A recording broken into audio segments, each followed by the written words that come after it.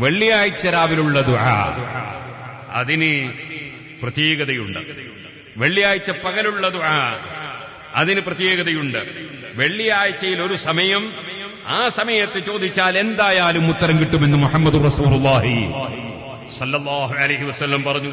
ചിലര് പറഞ്ഞു വെള്ളിയാഴ്ച സൂര്യൻ ഉദിക്കുമ്പോഴാണത്, വേറെ ചിലര് പറഞ്ഞു ഉച്ചയാകുമ്പോഴാണത്, ഉച്ച നീങ്ങുമ്പോഴാണ്, നട്ടുച്ച, ആ നട്ടുച്ചയിൽ സൂര്യൻ തെറ്റുമ്പോഴാണ്.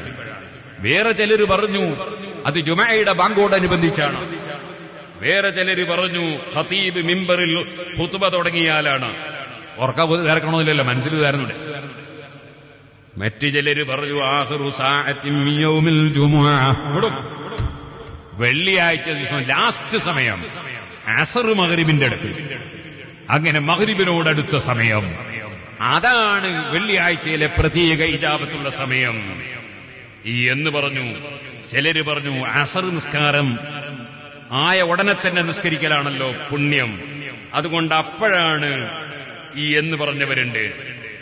ഏതായിരുന്നാലും ശരി, മഹാനായ ജഅഫർ സാദിഖ് റളിയല്ലാഹു അൻഹുവിന്റെ വാക്കുദ്ധരിച്ചുകൊണ്ട് പണ്ഡിതന്മാര് പറയാണ്, വെള്ളിയാഴ്ച ലാസ്റ്റ് സമയമെന്ന് പറഞ്ഞ വാക്ക് ഹാദൽ ഖൗലു വൽ ഖവിയ്യു ഫിൻ നഫ്സി, മനസ്സിലേറ്റവും കൂടുതൽ ശക്തമായി, കൂടുതൽ പ്രബലമായി തോന്നുന്ന ഒരു അഭിപ്രായമാണത്.